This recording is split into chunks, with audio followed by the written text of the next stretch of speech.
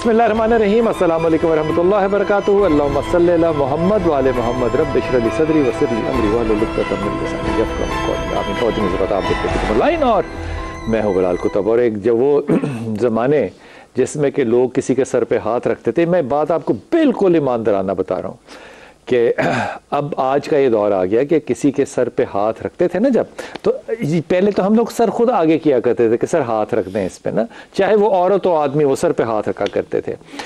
फिर एक ज़माना ऐसा आया कि हम तदरीस के साथ मुंसलिक हुए, तो अगर किसी के सर पे हाथ रखते थे तो वो यूं सर कर लेता था कि मेरे सर पे क्यों हाथ रखना है। तो वो बड़ा एक इख्तलाफी सा मौजू था। यकीन करें कि मैं कई दफ़ा ज़िंदगी में एम्बैरस हुआ हूँ इस बात पे कि अगर सर पे हाथ रखना हो किसी के तो आगे से सर जो है वो दूर कर लेते हैं। लेकिन ये बात मैं आपसे नहीं कहूँगा कि वो जब सेल्फी खींचनी होती है तो पूरा हाथ कमर में डाल लेते हैं, वो एक अलग बात है, वो तो मौजू बहस हो ही नहीं सकता ना, वो तो आर्ट की बात है। लेकिन मैं ईमानदारी से समझता हूँ कि इस माशरे में एक बहुत बड़ी तब्दीली जो है वो आई है। मिसाल के तौर पे एक पाकिस्तान का शहर है, उसकी एक फैक्ट्री थी है, बल्कि उसके सामने एक ढाबा जो था वो लगाया करता था आदमी, लगाता है आदमी, और वो नाश्ता उसका बड़ा मशहूर है, चने का और पाए का। और वो तकरीबन मेरे ख्याल में अजान से पहले जो है वो लगाना शुरू कर देता है, और यूं ही अजान ख़त्म होती है तो उसका नाश्ता जो है वो ढाबे पे मेरे ख्याल में रोशनी होने से पहले पहले कुछ 6 फुट का जो देचका है उसका 2 देच के चनों के और उसके वो ख़त्म हो चुके होते हैं, लोग या ले जाते हैं या खा के चले जाते हैं, वहीं पे उसका छोटा सा तंदूर लगा होता है। और मतलब आप सोच नहीं सकते कि कितना ज़्यादा रश होता है। और मेरा नहीं ख्याल कि उसका कभी किसी ने ब्लॉग भी बनाया हो या वीडियो भी चली हो, लोग आते हैं और खा के चले जाते हैं। तो एक वहाँ पे जानने वाले और चाहने वाले साहब जो थे वो वहाँ पे 2 4 6 दफ़ा फैक्ट्री से निकले कि मैं भी देखूं कि यहाँ पे कैसा नाश्ता मिलता है। तो उन्होंने नाश्ता वाश्ता तो खैर किया। उसके बाद उन्होंने वहाँ पे एक आदमी देखा जो कि खामोशी से आता है, रश के अंदर घूम घाम के रश का फ़ायदा उठाते हुए वो वहाँ पे नाश्ता करता है और खा पी के चुप करके बर्तन वहीं छोड़ के तो चला जाता है, पैसे वैसे नहीं देता। एक दफ़ा देखा उन्होंने उसको कुछ नहीं कहा। फिर दूसरी दफ़ा देखा, हालांकि इनका कोई लेना देना नहीं था, लेना देना तो ढाबे वाले के साथ है। दूसरी दफ़ा देखा, तीसरी दफ़ा देखा, तो आपको पता है वो अंदर का जो एक मुफ्ती बैठा होता है ना छोटा हमारे अंदर के, मैंने बताना है कि क्या गलत हो रहा है क्या सही हो रहा है, तो वो मुफ्ती साहब उनके अंदर से जागे, तो उन्होंने पकड़ा उसको और उसके सामने पेश किया ढाबे वाले के। तो ढाबे वाले ने कहा इसको शेख साहब आप जाने दें। वो चले गए, शेख साहब के पास गए, उसने कहा रोज़ तेरी रोटी जड़ी मुफ्त खा जाता है, एक ही मजाक है कावे। अच्छा खा उसकी जाता है, मुसीबत जो है वो शेख साहब को पड़ी हुई है। उन्हें क्या शेख साहब मुझे पता है कि वो पैसे नहीं देकर जाता, तो तुसी रोक दे क्यों नहीं। उन्हें क्या शेख साहब ए सामने थड़े पे बैठता है, जिस सड़क के पार, सड़क की दूसरी तरफ वो थड़े पे बैठता है, सारा दिन वहाँ बैठता है। तो कहता है जब मैं सुबह आता हूँ तो ये जागा होता है, मस्जिद कोई नहीं जाता जूता, ये इंतज़ार करता है कि जब रश बढ़ जाए तो फिर मैं जाऊं और मैं खाना नाश्ता खाऊं और मैं बीच में गायब हो जाऊं। ये वाला मामला था। उसने कहा मैं इसको इस तरह से नहीं देखता। इमरान ज़ाहिरी साहब आपको हदिया कर रहा हूं ये बात है। उसने कहा मैं इस तरह से नहीं देखता। वो जब सुबह नमाज पढ़ के आते हैं ना लोग, तो मुझे ऐसा लगता है कि ये मेरे ढाबे के लिए बैठा यहाँ पे ना दुआ कर रहा है अल्लाह से कि अल्लाह जल्दी जल्दी लोग भेज इसके ढाबे पे, जल्दी जल्दी लोग भेज इसके ढाबे पे, ताकि मुझे भूख लगी है, मैंने नाश्ता करना है। इसकी दुआओं की वजह से मेरे ढाबे पे इतना रश होता है, इतना रश होता है कि मैं धूप निकलने से पहले मैं घर वापस चले जाता हूँ, अगले दिन की तैयारी करता हूँ। तो ये बंदा जो यहाँ पे बैठा है, जो आपके ख्याल में मुफ्त नाश्ता करके जाता है, भाई नहीं, इसकी दुआओं की वजह से मैं आज रिज्क कमा रहा हूं। मुझे नहीं पता ये कहां तक हकीकताना बात हो सकती है, आपकी मसलक को कबूल हो ना हो, छोड़, मेरी ये बहस नहीं है। मेरी बहस सिर्फ अपने मेहमानों से आज ये है कि वो जो शफकत देने वाले हाथ थे और वो जो शफकत लेने वाले सर थे वो कहां चले गए। इंतहाई मोहतरम अल्लामा मुज़ाहिरी साहब अस्सलाम वालेकुम सर। इंतहाई मोहतरम ताहिरा मालिक अस्सलाम वालेकुम। वालेकुम अस्सलाम। बात दिल को छू नहीं जाती, खुदा की कसम वो दुआएं देने वाले और लेने वाले कहाँ चले गए। वो जो सर पे हाथ रख के कहते थे ना खुश रहो आबाद रहो, अब वो सर झुकते ही नहीं आगे। तो फिर वो दुआ किसने देनी है और किसने लेनी है। मुफ्ती मोहम्मद साकिब अहमद जी हमारे साथ कराची से हैं। मुफ्ती साहब बहुत शुक्रिया, आपको बहुत वार्म वेलकम। सबसे पहले तो साकिब भाई आप ही से बात शुरू करता हूँ कि आपको लगता है कि ये मैं जो कह रहा हूँ ये सही है, माशरा इसी तरफ जा रहा है, या आपको लगता है कि नहीं ऐसा नहीं है, ये मेरा सिर्फ एक मेरे उम्र की वजह से मेरे दिमाग में खलल सा पैदा हो गया। बिस्मिल्लाहिर्रहमानिर्रहीम, अल्लाहु रब्बु मुहम्मद सल्लल्लाहु अलैहि वसल्लम, नहनु इबादु मुहम्मद सल्लल्लाहु अलैहि वसल्लम। नहीं बिलाल भाई, आपने बहुत बेहतरीन तमहीद बांधी है और यही है, सब कुछ ऐसा ही है। और ये तो आप जैसे उमर रसीदा और तजुर्बेकार लोगों का ये एक ज़ाहिर तज्जिया भी है और आप सबकी दिल की आवाज़ भी है, और आप जैसे लोग चाहते भी हैं कि ये शफ़क़तें कभी ख़त्म हमेशा जारी और सारी रहे, और यकीनन हर मुसलमान के दिल की यही आवाज़ होगी। और ये सब आज महफूज होता चला जा रहा है, जिसकी वजह से तो साकिब भाई क्यों ऐसा क्यों हो रहा है, इस माशरे में से ये शफ़क़त वाला रवैया क्यों ख़त्म हो रहा है? माशाल्लाह, बहुत बेहतरीन सवाल आपने किया। मुझे आपने मौका दिया कि मैं नबी पाक अलैहिस्सलाम की हदीस से इब्तिदा करूँ। नबी पाक अलैहिस्सलाम ने जो औलाद की तरबियत के हवाले से बयान फरमाया है, तो उसमें छोटी सी बात मैं करूँगा कि फरमाया कि 7 बरस की उम्र में बच्चा जो होता है वो वालिदैन के हाथ में खिलौना होता है, और वो 7 बरस के बाद हज़रत अनस रज़ियल्लाहु अन्हु फरमाते हैं कि वो बच्चा 7 साल की उम्र के बाद फिर वो जब 13 साल का होता है तो उसको नमाज के लिए अगर मारना पड़े तो भी मारा जाए, और जब 16 साल का हो जाए तो उसकी शादी कर दी जाए। ये नबी पाक अलैहिस्सलाम की तालीम थी। अगर इस ज़ाब्ते और कायदे कानून के तहत बच्चे की तरबियत हो जाए, उसके बाद फिर जब उसे माशरे में छोड़ा जाए तो वो बाप भी होगा, वो बेटा भी होगा, और वो सब कुछ होगा। उसमें वो सारी शफ़क़तें बचपन ही से आ जाएंगी जिसका हम इस वक्त जिक्र कर रहे हैं। आक़ा जहाँ अलैहिस्सलाम की तालीमात से हम दूर होने की बात जब हम करते हैं ना, तो हम इस माशरे को फिर रोकते हैं और इसकी खराबियों को जिक्र करते हैं। अगर हम इस्लामी तरीके से, इसमें ना किसी मसलक की बात है बिलाल साहब, ना किसी फ़िक़्ह की कोई बात है, इसमें बिल्कुल बबांगे दोहल इस्लाम और शरीयत आपने बयान की, आपने किसी की दिलादारी नहीं की है। इसमें अगर इस्लाम को हम बयान करें और इसके मुताबिक अगर तरबियत का एक इंतजाम और इंसराम रखें, तो फिर उन बच्चों के दिलों में, आपके दिल में भी तो वो तमन्ना है ना, वो आरजू है ना, आखिर किसने डाली है? आखिर आपके घर से ये तरबियत आपको मिली है, आखिर आपकी तालीम ने आपको सिखाया है। तो आखिर इसी तरह अगर हर बच्चे पर तरबियत का एक निज़ाम अगर मुसल्लत किया जाए, जो कि आज हमारे यहाँ नहीं है, आज हमारे यहाँ दूसरा निज़ाम है, देर से शादी करना एक निज़ाम है, और बच्चों पर शफ़क़त ना करना निज़ाम है, और बच्चों को खिलौनों में उठाकर टेडी बियर देकर उसमें मसरूफ रखना निज़ाम है। माएँ अपनी जान छुड़ाती हैं, बाप अपनी जान छुड़ाते हैं, मैं मसरूफ हूँ, आया के हवाले कर देते हैं। इतनी सारी खराबियाँ जब बचपन ही से डाल दी जाएंगी, तो जब वो बड़ा होगा तो ये कहेगा चलो इसको हटाओ, ये गरीब है, इसको हटाओ, ये मेरे लायक नहीं है, इसको हटाओ, ये मांगने आ गया। ये सारी चीजें बचपन ही से घर से ही दाखिल की जाती है और घर से ही खारिज की जाती है। डॉक्टर बिलाल साहब, साकिब भाई मेरे साथ रहिएगा, मैं इमरान भाई को भी शामिल करूँ। इमरान भाई, मुझे ऐसा लगता है, आप इनकी बात को जैसे बढ़ाना चाहे बढ़ाइएगा, मुझे ऐसा लगता है कि इस मामले का ताल्लुक जो है वो दीन से ज़्यादा, तरबियत से ज़्यादा माशरे के अंदर तकब्बुराना रवैयों से आया है। हम तकब्बुर में बड़े आ गए हैं। अब तो मतलब जो सर किसी के आगे झुकाना जो है वो हमारी बड़ी हद तक है। मैं क्यों आपके आगे सर झुकाऊं, या मैं आपके आगे अपना कंधा क्यों करूं कि आप इस पे प्यार कर दें? तकब्बुर का मामला ज़्यादा नहीं लगता? देखिए बिलाल भाई, 2 चीज़ें लाजिम व मलजूम है। एक तरफ मोहब्बत है, दूसरी तरफ इज़्ज़त है। इज़्ज़त वो चीज़ है जो आप डिमांड नहीं कर सकते। ये बड़ी एक अहम बात है लोगों के ज़हनों में। जी, मोहब्बत भी नहीं डिमांड कर सकते। नहीं, मोहब्बत का एक अलग पैरामीटर है। हाँ। इज्जत आप डिमांड नहीं कर सकते। आप वालिदैन हैं, आप उस्ताद हैं, आप बुजुर्ग हैं, आप जो कुछ भी हैं। आप किसी को ये नहीं कह सकते कि मेरे घुटनों को हाथ लगाओ। आप किसी को ये नहीं कह सकते कि मैं आऊँ तो उठ के खड़े हो जाओ। आप नहीं कह सकते। ये दूसरे की रिस्पॉन्सिबिलिटी है। ये दूसरे को इस चीज़ को समझना है कि मुझे ये इज्जत देनी, लेकिन इज्जत मोहब्बत के साथ लाजिम व मलजूम है।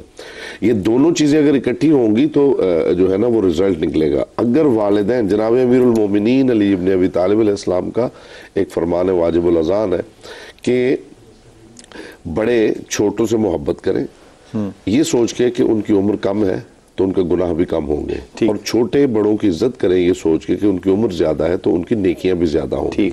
ये एक सोच का जाविया है। जहां बड़ा जो है वो छोटे से मोहब्बत करेगा, छोटे के दिल में ऑटोमेटिकली उसकी रिस्पेक्ट पैदा होगी। यहाँ मामला ये है कि बड़ा उस लेवल की मोहब्बत नहीं कर पा रहा, उस लेवल की शफकत नहीं दे पा रहा, जिसकी वजह से करता हूँ कि कर नहीं पा रहा। ये क्यों नहीं कर पा रहा? देखिए, अभी जो स्टार्टिंग में आपने बड़ी खूबसूरत बात की कि पहले जो है वो सर पे हाथ रखना, ये एक लर्निंग जो है वो प्रोसेस था, सिंबल है ना। एक इंसान अपनी पूरी जिंदगी में जो सीखने का अमल है उसमें से 70% हिस्सा जो है वो अपनी ऑब्जर्वेशन और बिहेवियरल जो है वो चीज़ों से सीखता है। ये चीज़ एक इनडायरेक्टली मैसेज था कि जो बड़ा है वो शफकत का सिंबल है और जो बच्चा है वो रिस्पेक्ट देगा। लेकिन ये चीज़ें जैसे आपने कहा कि ये निकल गई हैं, तो यहाँ पे वो जो मोहब्बत और जो एहतराम और वो सारी चीज़ें बड़ी कंफ्यूज कर दिया है बच्चों को भी, और बड़ों ने भी अपनी असल जो उनकी जगह थी उस जगह को छोड़ दिया। जब चीजें निकल जाए ना ताहिरा, तो फिर कोई ना कोई जगह तो उनकी जगह लेती है ना, उस वैक्यूम में कुछ ना कुछ तो आता है ना। साकिब भाई आपकी तरफ आऊंगा। साकिब भाई ये फरमाइए कि माँ बाप की तौकीर तो एक तरफ, जब कोई शख्स ये कहता है कि मैं ये मुल्क ही छोड़ के जाना चाहता हूं, तो जहां पे मुल्क ही आपकी गाजर मूली है, तो वहां पे मेरे जैसे एक नलायक और निकम्मा नाकाम बाप जो है या एक माँ जो है वो क्या किरदार अदा कर सकती है? लोगों की यूथ की तो कोई एसोसिएशन या क्या कहना चाहिए बिलोंगिंग नहीं है। अगर अपने सॉइल के साथ नहीं है तो फिर तो बड़ी मुश्किल बात होगी ना कि मैं उनसे ये एक्सपेक्ट करूं कि वो अपना सर भी झुकाएं। मेरा सवाल आपसे यह है कि ये बीज हमने कब बोया था और इसकी जरूरत क्यों पेश आई थी? जी माशाल्लाह। हाँ जी हुजूर, आपने पिछली गुफ्तगू में अभी इरशाद फरमाया था कि इसका ताल्लुक दीन से नहीं है, लेकिन मैं यही जोड़ूंगा कि इसका ताल्लुक अगर हम दीन से जोड़ दें, तकब्बुर आपने फरमाया, तकब्बुर हम करते हैं, बहुत ज्यादा करते हैं। हमें कुछ पैसा आ जाता है, हम कुछ हो जाते हैं तो हम लोग बहुत ज्यादा तकब्बुर करने लग जाते हैं। देखिए ये सब चीजें जो है बुनियादी तरबियत से नकाइस की बुनियाद पर वजूद पजीर हुई हैं, और फिर उसके बाद जब इसका माशरे में सामना करना पड़ता है ना, तो हम बर्दाश्त करने के मुतामिल नहीं होते। हम कहते हैं हम क्यों बर्दाश्त करें, जैसे इसने मेरे साथ रवैया रखा है, मैं भी इसके साथ यही। साकिब भाई एक बात और लीजिए, मिसाल के तौर पे अगर मैं टॉप 10 लूं, मैं हमसाए मुल्क के नहीं लेता, चलें मैं अमेरिका के टॉप 10 ले लेता हूं अमीर लोग, उनमें से वो फेसबुक वाला बंदा ले लूं मैं, या वो माइक्रोसॉफ्ट वाला बिल गेट्स ले लूं, या कोई भी ले लूं, मैं इनमें से बिल गेट को मिला हुआ हूं। यकीन कीजिए उनकी आजिज़ी और सादगी जो है ना, वो देख के लगता है कि इनकी डिमांड रियासत मदीना होना चाहिए, हालांकि उनको तो इल्म नहीं है। तो फिर मैं कैसे जोड़ूं उन लोगों के साथ अपने आप को? मुझे तो नहीं समझ में आती कि बिल गेट्स के बच्चे ने इमिग्रेशन मांगी हो किसी और मुल्क की। हमारे बच्चे अगर दीन से मोहब्बत करते हैं, मदीने की रियासत से मोहब्बत करते हैं, वतन से मोहब्बत करते हैं, दीन से मोहब्बत करते हैं, तो फिर ये शफकतें नजर आनी चाहिए थी ना। फिर बैग पैक करके जाने वाले लोग तो नहीं होने चाहिए थे। बिल्कुल दुरुस्त फरमाया, बिल्कुल दुरुस्त फरमाया आपने कि ये सिर्फ बातें हैं, सिर्फ बातें हैं, अंदर हमारे कुछ नहीं है, सब खोखला है, अंदर से होना चाहिए सब कुछ। उन्होंने हमारी तहजीब को अपना लिया और हमने उनकी तहजीब को अपना लिया, तो हम उनकी तरह बातें करने लग गए। ओल्ड हाउस वहां थे, अब यहाँ भी हैं, बहुत सारी चीजें उनकी हमने अडोप्ट कर ली हैं और उन्होंने हमारी चीजें अडोप्ट करके तरक्की पा ली है। तो हम जुबान से नहीं बल्कि अमली तौर पर करें, हमें सर झुकाना होगा। देखिए ना, मैं आपकी बात से बिल्कुल मुत्तफिक हूं साकिब भाई, लेकिन ओल्ड एज हमारे यहाँ आप लोगों ने ही कहा ना कि सास ससुर को आपकी जिम्मेदारी नहीं है कि आप उसको रोटी पूछें, तो फिर वो ओल्ड एज में ही छोड़ के आऊंगा मैं अपने माँ बाप को। बीवी का तो मुझे मेंबर ने कह दिया कि जिम्मा नहीं है। तो हम जब बीज बो रहे होते हैं और एकेडमिकल नजरियाती बीज बो रहे होते हैं, और जो मेरे ख्याल में हदीस के मुखालिफ होता है, उस वक्त कोई आवाज नहीं उठाता। नहीं बिलाल साहब, इसमें थोड़ा सा नुकसान करूंगा आपकी इजाजत के साथ। वो ये था कि अगर हम ये बात जब कहते हैं कि आप किस तरह कर लें उनको तकलीफ ना पहुंचे, क्योंकि पहले ही वो तरबियत के एतबार से तरबियत वो अपनी गलती कर चुके हैं वालिदैन। अब अगर ये मजीद उनको तकलीफ देंगे तो ये दिल आजारी का सबब बनेगा, तो मजीद औलाद गुनाहगार ना हो, तो इस्लाम उसको मजीद आगे रास्ता देता है। ये मतलब कतई नहीं है कि उसको जो है जारिहियत का कोई रास्ता दिया जा रहा है। साकिब भाई कभी ऐसा हो सकता है कि अखलाक की तरबियत ना हो और दीन की तरबियत हो जाए? अखलाक जो है वो बगैर दीन के नहीं है, और दीन वो है ही नहीं जिसमें अखलाक ना हो। जहां दीन नहीं हो वहां अखलाक नहीं होगा। बिल्कुल बिल्कुल, वो दीन ही नहीं है जिसमें अखलाक ना हो। नहीं, मैं तो उल्टी बात कह रहा हूं। जहां अखलाक नहीं होगा वहां पे दीन को जब आप ठोकते हैं, उसका इंजेक्शन लगाते हैं, तो अखलाक के बगैर दीन कैसे होता है फिर? क्योंकि जिन लोगों के यहाँ दीन नहीं है उनके यहाँ अखलाक ज्यादा है। हाँ सही कह रहे हैं आप, ये मुशाहिदा है, लेकिन उन्होंने अखलाक हमसे ही लिया है। ये नबी पाक अलैहिस्सलाम खुलुक़ अज़ीम पर फाइज है, हुजूर ही का ये अखलाक है, ये आपका आका करीम अलैहिस्सलाम ही की तरबियत है। लेकिन बात वही है कि हमने उसे कम लिया और दूसरों ने ज्यादा ले लिया। तो हुजूर अलैहिस्सलाम की सिफत को जिसने ज्यादा अपनाया तो वो माशरे में मुमताज हो गए। यही तो दीन की हकानियत, यही तो इस्लाम का पैगाम है कि अल्लाह के रसूल अलैहिस्सलाम के अमल के अंदर जो ताकत है। मैं आपको भी ये सवाल कर रहा हूँ और मैं इमरान भाई की तरफ भी ना इसी बात से आ रहा हूँ कि आपकी बात बड़ी अच्छी है कि उन्होंने हमारे से ले लिया अखलाक और हमने जो है वो अखलाक छोड़ दिया, दीन ले लिया। मैं मिसाल दे रहा हूँ, हज़रत अनस को छोड़ के गई उनकी, हज़रत अनस ने 19 साल की उम्र में इस्लाम कबूल किया। अब वालदा आती हैं, वो छोड़ के बच्चा चली जाती हैं, खादिम होगा। रसूल पाक सल्लल्लाहु अलैहि वसल्लम की मुझे एक हदीस आप किसी ज़ईफ़ तरीन नहीं सुना सकते जिसमें अल्लाह के रसूल की आवाज़ ऊंची हुई हो। अल्लाह के रसूल ने अगर किसी को सख्ती से भी कहा तो उस बच्चे के पीछे जाके खड़े हो गए और कहा कि खेल से फारिग हो गए हो तो अब ये मेरा काम कर। अब वो नबी है। कितनी अजीब बात है कि आज का बच्चा जो है वो बैग पैक करता है, वो जाता है बाहर, वो कहता है मुझे नहीं आपका मजहब, मुझे नहीं आपकी शफकत चाहिए, मैं वहां जाऊंगा। और आप वहां भी उसको भेज के कह रहे हैं बेटा मस्जिद जरूर जाना। यहां जहां मस्जिदें उसके मोहल्ले गली में थी, यहां से वो बागी होके बाहर जा रहा है। फिर ये जो हम अडॉप्ट करना चाहते हैं कि नहीं अच्छे लोग माशरे में पैदा हों, हमारे पास क्या क्राइटेरिया है कोई कि अच्छे लोग कैसे बनाएंगे? बिलाल भाई, मैं अभी ना आपकी उसी बात पर रुका हुआ हूँ कि सर पे हाथ फेरना वो जो एक कल्चर था है। उसको क्या हो गया? जो हाथ का लम्स है ना जी, एक बिल्ली, एक कुत्ता वो भी महसूस करता है, वो भी महसूस करता है कि उस लम्स के अंदर क्या है। इंसान तो बहुत बड़ी एक चीज है जी। हाँ। वो लम्स जो है उसके अंदर अगर वो चीज जो है वो ट्रांसफर नहीं हो रही और आपने हाथ तो रखा हुआ है लेकिन वो हाथ महज एक हाथ है, यूं समझ लें कि प्लास्टिक का हाथ है जिसे आप काम चला रहे हैं। वो लम्स जो है वो अगर दोबारा पलट आए तो वो बच्चे जो हैं उसका जवाब यकीनन आपको मोहब्बत से आज भी देंगे, पहले भी दे रहे थे। जब आपके हाथ में वो लम्स ही गायब हो गया, बच्चों से क्या एक्सपेक्ट कर रहे हैं आप? बच्चों से मोहब्बत कैसे एक्सपेक्ट कर रहे हैं? उस शफकत ही का तो नतीजा था मोहब्बत, कि वालिदैन की मोहब्बत, असातीज़ की मोहब्बत। अब जो सबसे ज़्यादा मुकद्दस शोबे थे, मतलब डॉक्टर है, टीचर है, वो देखे मतलब करप्शन किस लेवल पे पहुंची हुई है। करप्शन किस लेवल पे पहुंची हुई है। पीछे एक हॉस्पिटल में मेरे सामने एक झगड़ा हुआ है, जो ओनर है हॉस्पिटल के, उन्होंने आके डॉक्टर्स की मीटिंग कॉल की, उन्होंने कहा कि जब मैंने ये कहा था कि यहाँ पे सारे सिजेरियन होंगे तो फिर ये नॉर्मल केसेस कैसे हुए हैं? तीन केसेस कैसे हुए हैं? हाँ। मुझे आप बताएं वो शोभा जहां आप अपनी जिंदगी उसके नाम करके आप उसके सामने लेटे हुए, चाहे वो गले पे चूरी फेर के मार दे, इतना ट्रस्ट कर रहे हैं आप, वहाँ हालत ये है। उस्तादों की हालत जो है वो बयान ही करने के लायक नहीं है। जो हमारा शोबा है, हमारा शोबा कितना मुकद्दस शोबा है, उसकी हालत बयान करने के लायक नहीं है।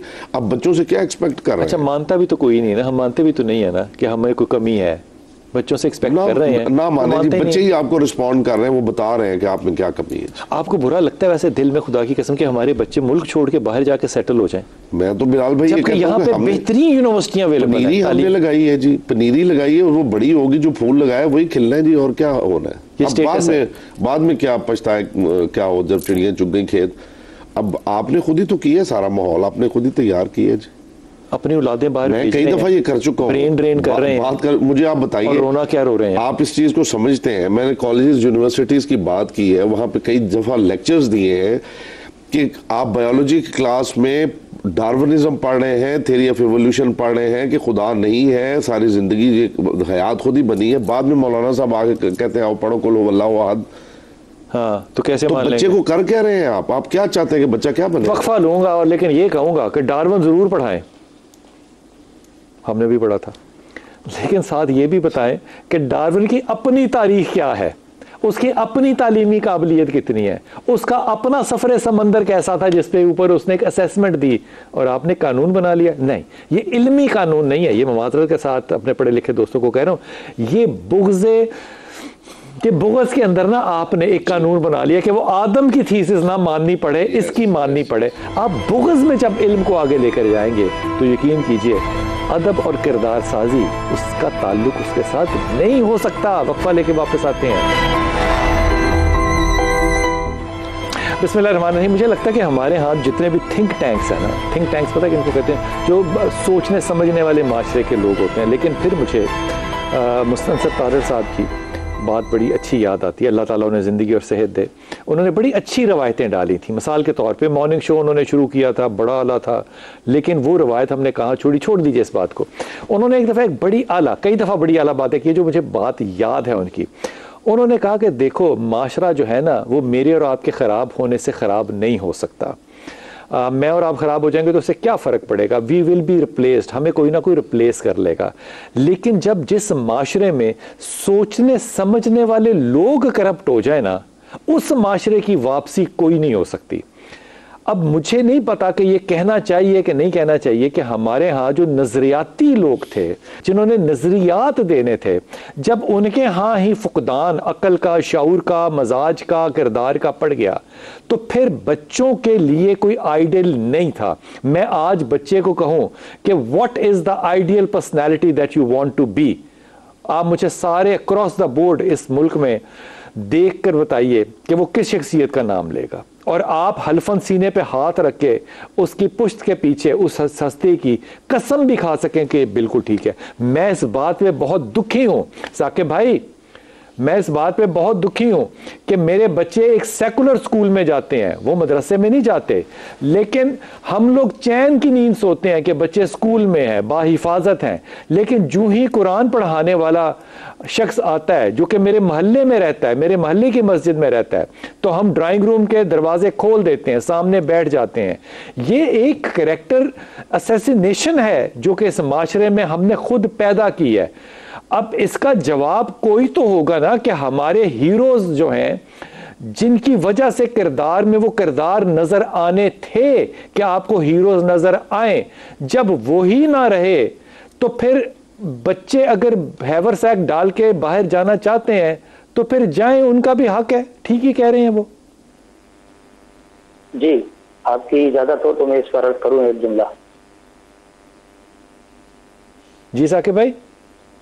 जी देखिए हुजूर, सबसे पहले जो आपने फरमाया ना कि हमारा कोई आइडियल हो, मैं ये कहता हूँ घर में बेटों के लिए बाप आइडियल होना चाहिए, हीरो होना चाहिए, और बेटियों के लिए माँ हीरो होनी चाहिए, आइडियल होनी चाहिए। जी। आप छोड़ दें कि वो किस मदरसे में पढ़ता है, किस स्कूल में पढ़ता है, किस इमाम का मानने वाला है। मेरे नजदीक सैयद मोहम्मद साकिब हुसैन शाह अमजदी के नजदीक सबसे बड़ा हीरो उसका वालिद होना चाहिए, और सबसे बड़ी जो मलिका है उसकी माँ होनी चाहिए। मेरी बच्चों की तरबियत भी मैंने ऐसी ही की है। मेरे नजदीक भी मेरे वालिद सबसे बड़े हीरो हैं और मेरे एग्जाम्पल हैं, मेरे रोल मॉडल हैं। जिस घर में अगर इस तरह की तरबियत होगी तो मैं समझता हूँ कि माशरे में वो बेहतरीन फर्द भी बन सकता, और वो अच्छे और बुरे की तमीज लेकर, तो यकीनन माँ बाप से मोहब्बत करके, अपने मुल्क को तरजीह देकर और यहाँ पर खिदमत करके, और फिर यहीं पर पैसा कमाएगा कि मैं अपने वालिदैन की ज़ियारत करता रहूं, यही कामयाब हो जाऊं, क्योंकि उनके वालिदैन की तरबियत यही है, जैसे बिलाल भाई ने फरमाया कि सर पे हाथ रखना बेटा, और सर पर हाथ रखने की जो कैफियत उसके वजूद में जो उसको महसूस होती है, वही जो उसको महसूस हुई वो दूसरे को भी महसूस करवाएगा, और फिर वो तीसरे को महसूस करवाएगा। ये माशरे में बेहतरीन एक पैगाम जाएगा। शाह जी, मुझे ये बताइए कि क्या ये बात आपके दिल को छुरे की तरह चुभती क्यों नहीं है कि जब दीन का आइडियल आता है हमारे घर में तो हम कहते हैं वो सबके सामने मेरी बेटी और बेटे को पढ़ाए, वो तन्हाई में नहीं बैठ सकता। अब जब सेकुलर में है तो मैं उसकी फिक्र ही नहीं करता। ये आइडियल, मजहब का आइडियल तो मैंने अपने घर में खुद मारा है ना। नहीं, जिन्होंने अगर आइडियल इसको बनाया है बिलाल भाई, तो वो जाहिर है कि उसकी तरबियत में कहीं ना कहीं कुछ ना कुछ तो मामला है। मैं ये समझता हूँ कि इसका बेहतरीन हल यही था कि घर से इसका सारा निजाम पहले बना दिया जाता, और फिर घर से ही उसको ये जहन दिया जाता कि तुम्हें स्कूल में या किसी मजहबी स्कॉलर से पढ़ने में तुमने क्या करना है, पर्दा करना है, जो भी मामला है वो घर ही से बिलाल भाई तरबियत होगी। आप बाहर से सीख के आएंगे तो फितना बर्पा हो जाएगा।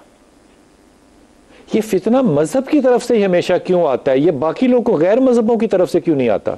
नहीं, फितना गैर मजहब ही की तरफ से आता है और डाल दिया जाता है मजहब के अंदर, मजहबी रूप हार कर, मजहबी लिबास ओढ़ कर, फिर वो बाहर का ही होता है जो कि अंदर दिखाई देता है आपको। ठीक होगी बात। ताहरा, आप इस पे क्या टेक लेंगी?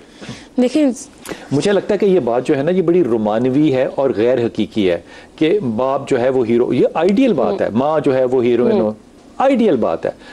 अगर माँ ना चाहे तो बाप हीरो बन ही नहीं सकता, बिल्कुल है। अगर बाप ना चाहे तो माँ हीरोइन बन ही नहीं सकती। जब आप घर में ये देखेंगे, अब बाप का भी तो कोई हीरो होगा तो बाप हीरो होगा ना। जब आप घर में ये देख रहे हैं ना कि माँ जो है वो पोर्ट्रे कर रही है बाप को बहुत ज्यादा बुरे तरीके से बच्चों के सामने, या अपने मसले उनके सामने डिस्कशन हो रहे, तो बच्चे कैसे एडमायर कर सकते हैं? आपको लगता है कि हमारे थिंक टैंक जो है वो रियलिटी से टच ही नहीं हो रहे, बहुत ज्यादा आइडियल किस्म की सोचें हैं और उसी तरह से हैं।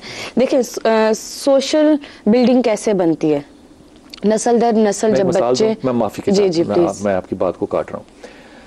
एक बाहर के मुल्क में एक बच्चे ने मुझे कहा, जिसने मुझे नहीं याद है, साकिब भाई आपको भी हदिया ये बात कर रहा हूँ, जिसको मुझे नहीं याद ताहिरा कि उसने कभी नमाज भी पढ़ी हो, मुसलमान खानदान, उसको जब ये पता चला ना कि रसूल पाक सल्लल्लाहु अलैहि वसल्लम से वो माई जो थी वो कूड़ा फेंकती थी, तो उसने कहा कि आप इस बात से हदीस मुझे क्या बताना चाहते हैं कि रसूल पाक सल्लल्लाहु अलैहि वसल्लम बहुत ज़ईफ थे या किसी की जुर्रत थी कि उन पे कूड़ा फेंके? ये प्रॉफिट सिखाने का तरीका आपका अजब नहीं है? मैं इस बात पे ना अलर्ट हो गया। मैंने इसके बाद आके वापस 360 डाउनलोड किया और इस बात को ढूंढना शुरू किया, मुझे बात कहीं ना मिली। अब मैं गया तो मैंने उस बच्चे से अपॉलॉजी की। मुझे लगता है कि हम अपनी हीरो वर्शिप के लिए भी अपने इंटेलेक्ट को करप्ट करके सामने रखते हैं, तो फिर वो असल तो ना हुआ ना, असल तो नहीं हुआ। कैसे आइडियल पर्सनैलिटी को कायम किया जाए अगर मजहब ना हो तो? देखें सोशल बिल्डिंग कैसे बनती है, ब्रिक लगती हैं। ये ब्रिक क्या है, बेसिकली एक बच्चा पैदा होता है और हमने उस बिल्डिंग में एक अपनी ब्रिक लगा दी, हर कोई कंट्रीब्यूट कर रहा है ना। इस बाद में जो माँ बाप हैं उन्होंने खास टाइम पीरियड के बाद चले जाना है, हम नई नस्ल देके जा रहे हैं इस मुआशरे को। यहाँ पे प्रॉब्लम कहाँ पे स्टार्ट हो रही है, बेसिकली प्रॉब्लम बच्चे की बर्थ से स्टार्ट हो रही है। बच्चा पैदा होता है, आजकल जो है वो ब्रेस्ट फीडिंग को बहुत ही ज्यादा खत्म किया जा रहा है हमारे, बहुत ज्यादा। यहाँ पे इवन कि हमारे पास जो फीमेल्स आती हैं वो एस्ट्रोजन हार्मोन्स के इंजेक्शंस लगवा रही होती हैं क्योंकि प्रोडक्शन ही ना हो, क्योंकि वो वर्किंग लेडीज हैं, उन्हें अपने जो है वो फिगर को मेंटेन करना है। आपने वहीं पे प्रॉब्लम स्टार्ट कर दी।